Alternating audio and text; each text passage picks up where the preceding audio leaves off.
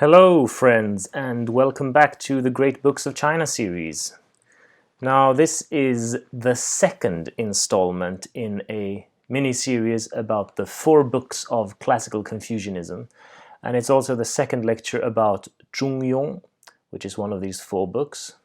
And I know it's been a really long time since I did the first one, but I've been moving house and I've been on vacation taking care of my kids.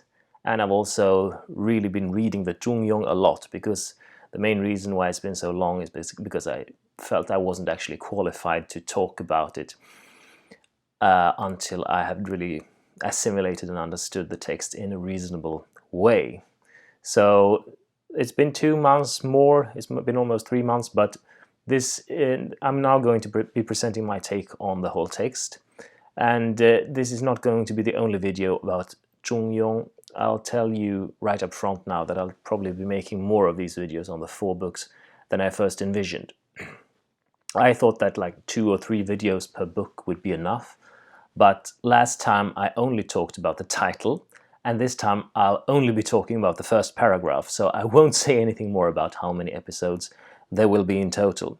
And this is all because I found out that there's so many details in it that's worth going into, and that a superficial treatment really wouldn't be very instructive.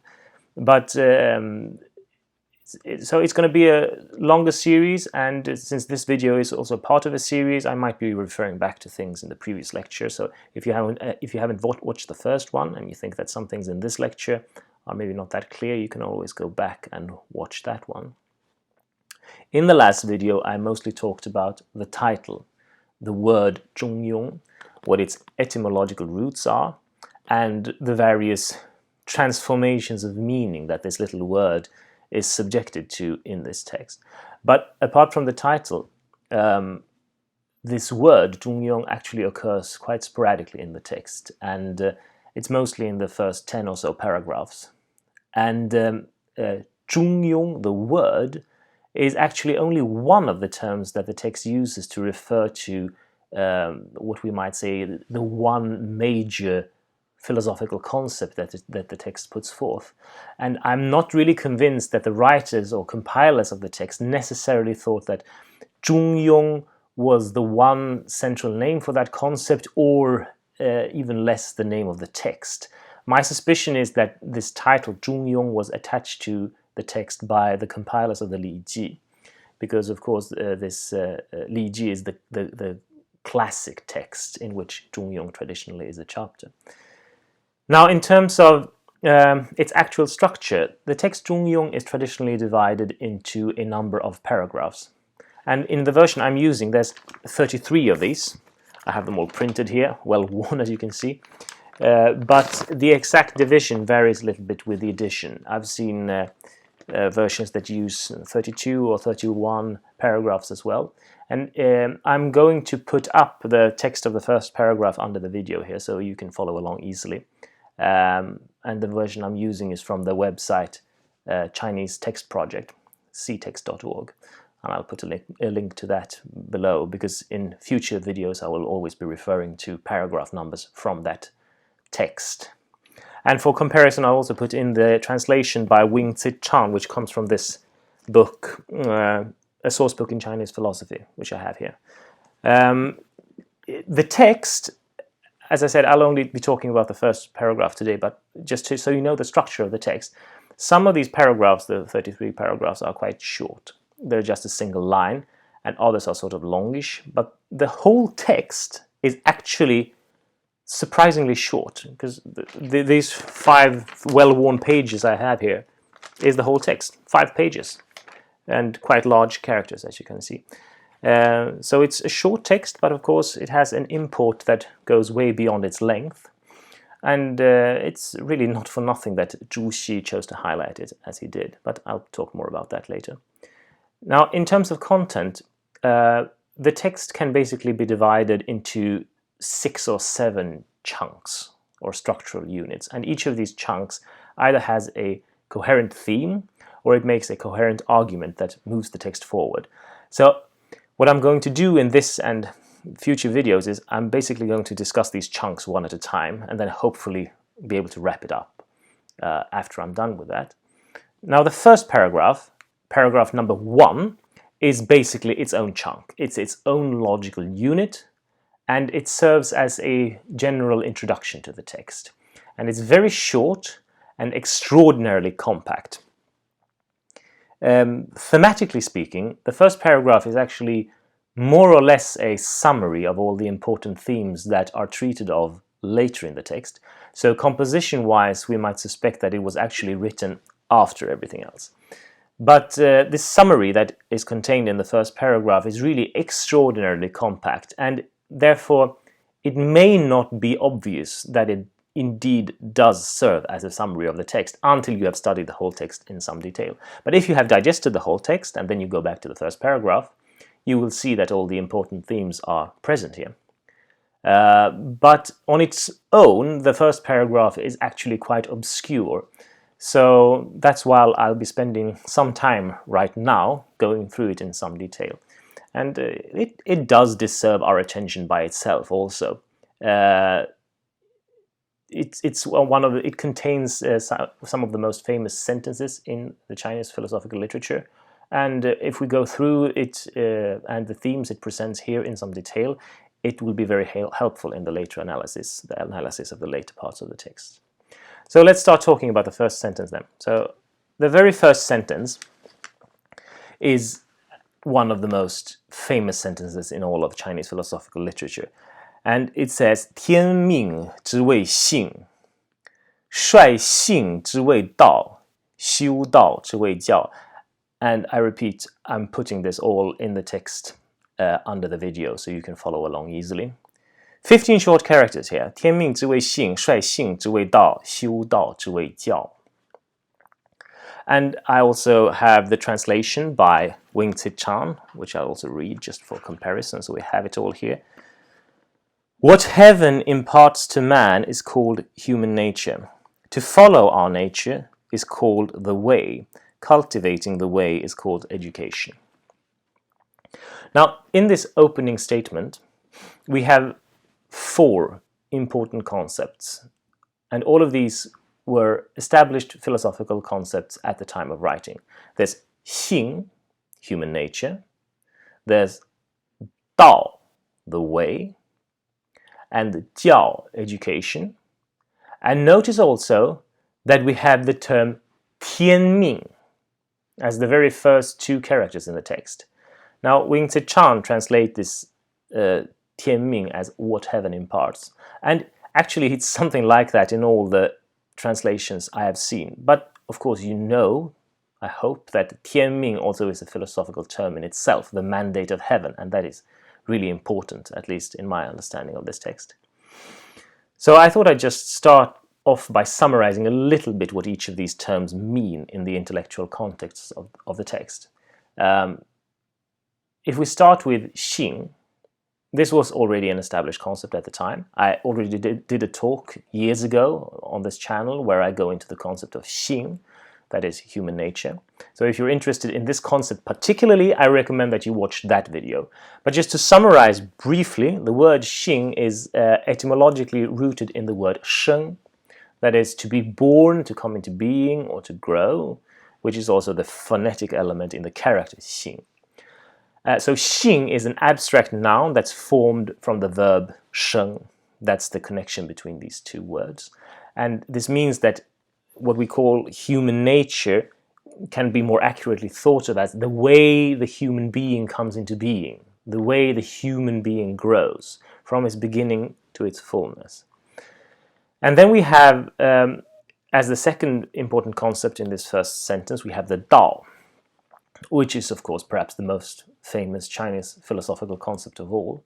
And it's most famous in connection with the Dao De Jing, of course, which I also did a talk about. And in the Dao De Jing, Dao specifically refers to the mysterious and ineffable root of all. It's the way that the universe has of always exceeding and befuddling our conceptions of it. But that is a more specific usage of the Tao as a more general term. The word in itself simply means way, as in road, and by extension also a way of doing things, a method, a school of thought, and so on.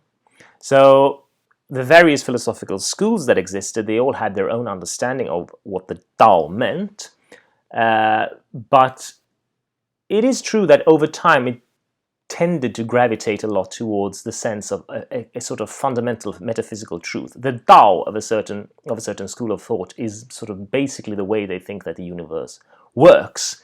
And it's the same in the text Zhongyong, and in the Zhongyong the most frequent compound we see is Tian Dao, the way of heaven, and this occurs quite a lot, which is exactly a way of expressing ultimate metaphysical reality. So that's the Dao. And after the human nature and the way, we have jiao, education, or more precisely actually teaching.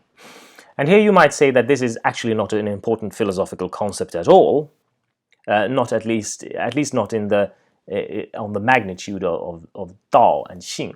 And that would be true. And I'm going to go out on a limb here a little bit, and I'll propose that this jiao actually should be xiao, the word that is routinely translated as filial piety. And you know, filial piety is an important philosophical concept. Now, my reason for thinking this is mostly that the concept of filial piety, xiao, is treated of at length in the text later. It's the primary theme of one of the big sections of the chunks of the text that I talked about. And the concept of education, jiao, it's mostly passed over in the later text.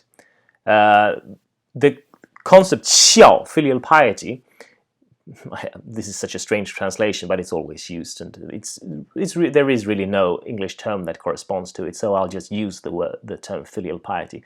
This concept is something that plays a really central role in the way that the argument of the Zhongyong is constructed. So if I'm right to think that this first paragraph is a summary of the text, and have Zhu Xi with me on that, I have other authorities with me on that, classical authorities, it makes sense that this concept should be introduced here. So I think xiao here is jiao, and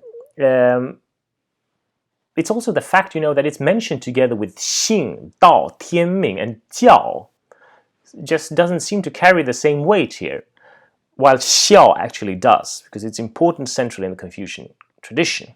And from what I can see, these two terms, xiao and jiao, they are etymologically related. So jiao is derived from xiao, and xiao is of course also the phonetic compound in the character jiao.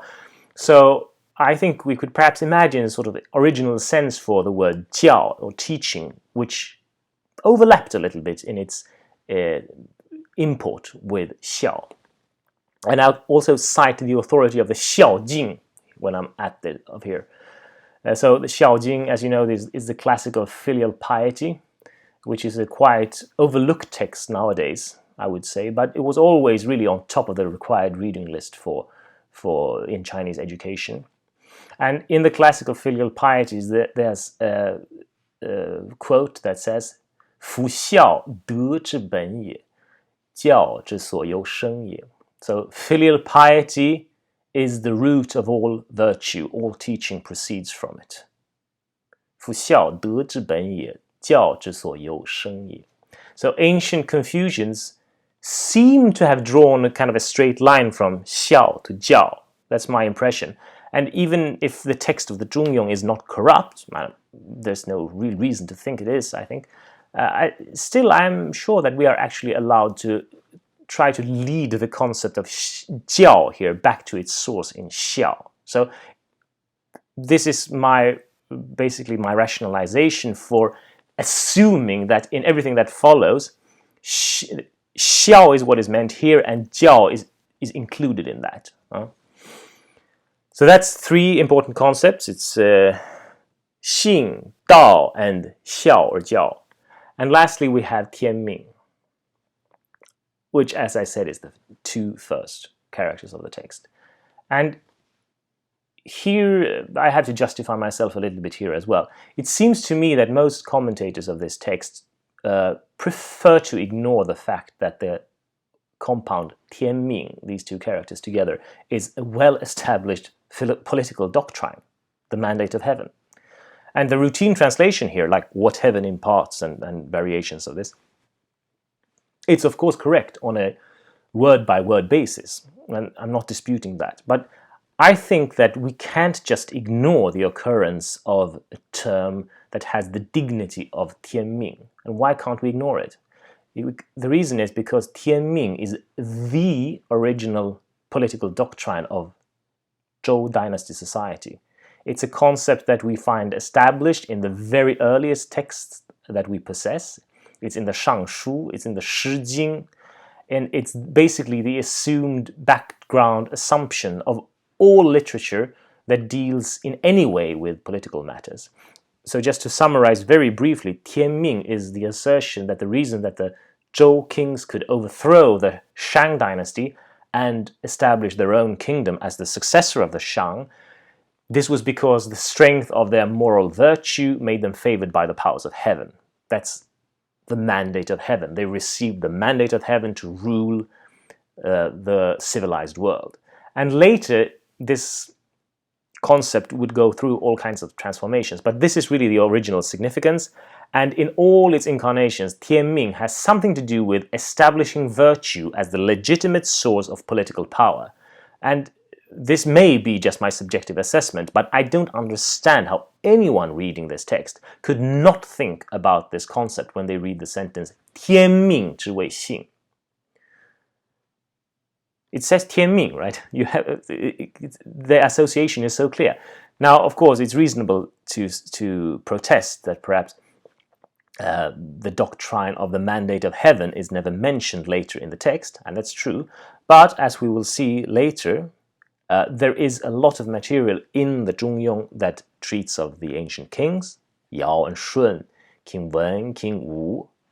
And this implicitly means that the question of political legitimacy and the proper source of political authority is also brought into the picture. So my assertion, anyway, is here that Tianming here is the mandate of heaven, or at least we must think of it as a really important background note in the whole sentence.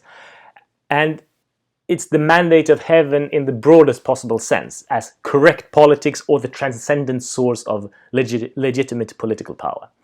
So, 4 concepts: Xing, Dao, Tianming, and Jiao, or Xiao. Now, as I said, all of these concepts are really well established, much debated at the point in history when the Zhongyong was written.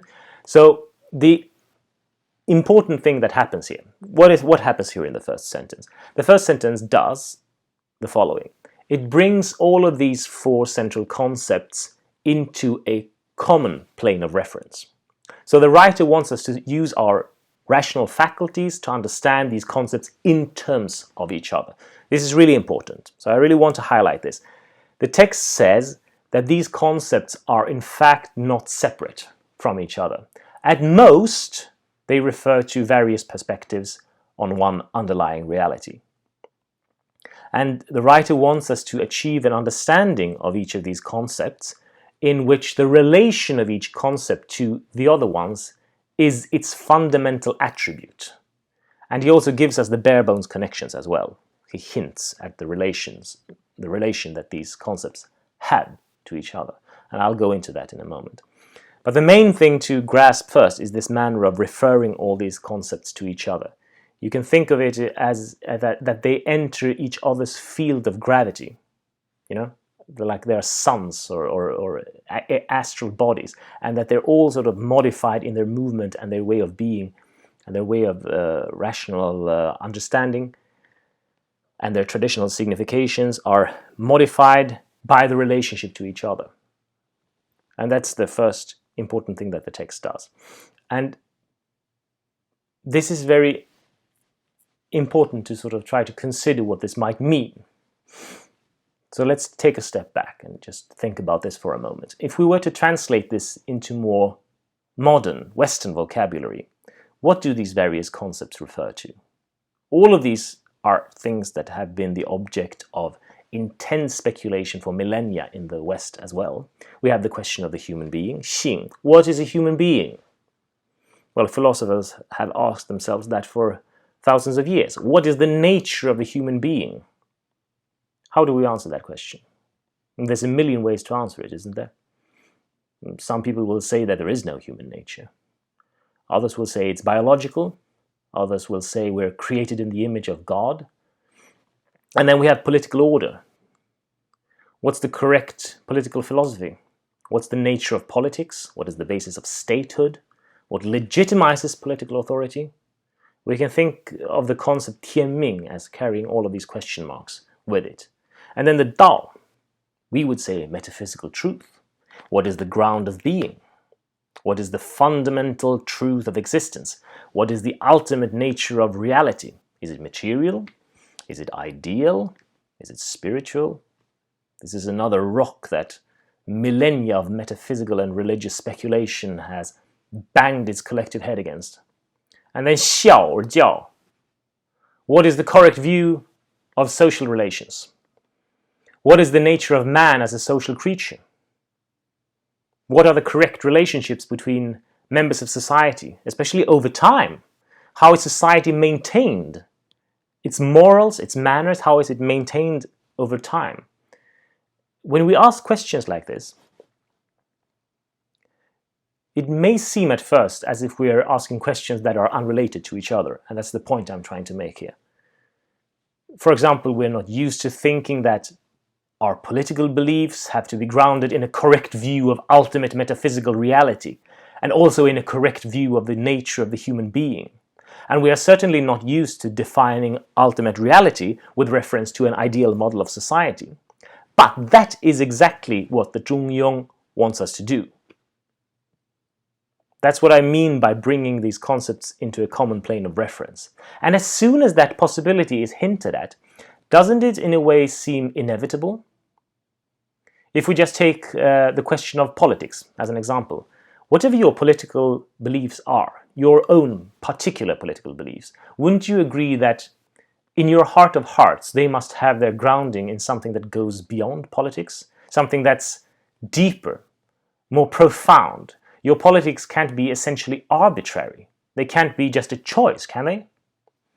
So I assert here that there is something in all of us that is prepared to respond to this synthesizing of these various domains of thinking. And this text is directed at exactly that part of you. And it proposes to teach you about that part of you. And in this context, I'll quote actually from Zhu Xi's commentary on the introductory paragraph of the Zhongyong. He says there, 盖人之所以为人，道之所以为道，圣人之所以为教，缘其所自，无一不本于天而备于我. And my translation of this is, if we inquire into the source that makes man into a man, that makes the way into what it is, and that the sage uses to instruct mankind, it will always be found to have its foundation in heaven and be present in its fullness in ourselves. So I think that we can think of this as a preliminary insight to be received here before we go into the rest of the text. We are sort of, each of us, a wholeness. This is the preliminary insight that the standpoint that the text takes up in the first sentence. We are a wholeness. We're not concerned at the level of our deepest nature with this or that aspect of existence. It's the whole of it that is our business, so to speak. And we are mirrors of nature. I anticipate a little bit what will come later in the text. We are mirrors of nature, so that every attribute of the cosmos finds its correspondence in ourselves. And at the same time, we possess the entire capacity to understand nature in its wholeness. And if you don't believe that, that's fine. At least this is the standpoint that the text makes. And I think this is the standpoint we should take in order to really understand the text on its own terms.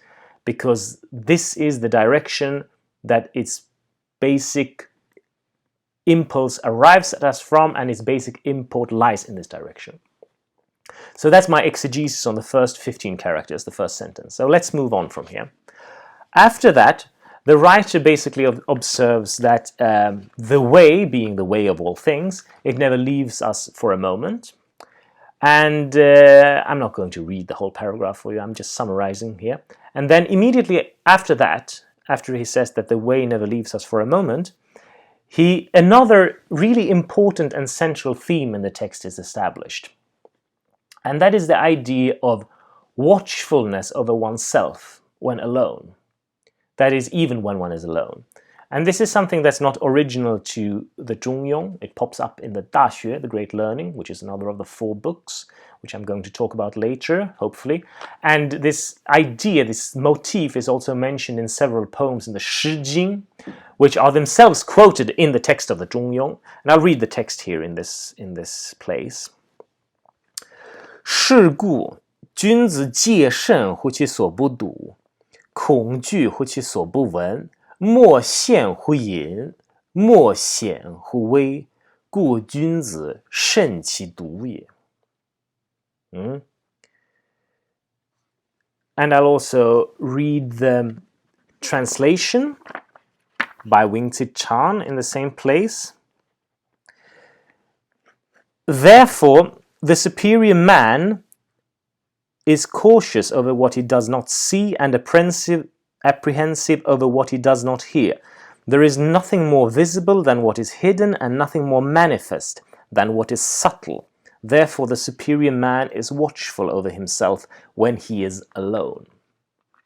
That's it.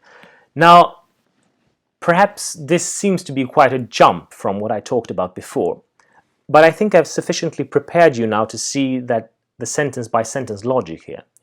Why does the superior man worry about what he cannot see and hear?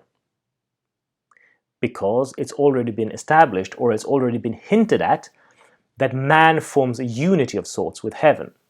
That's why he says that the way doesn't leave us for a moment. This is exactly the same as what Mencius says in the book Mengzi, which I mentioned in another talk also. 万物皆备于我. All things exist complete in myself.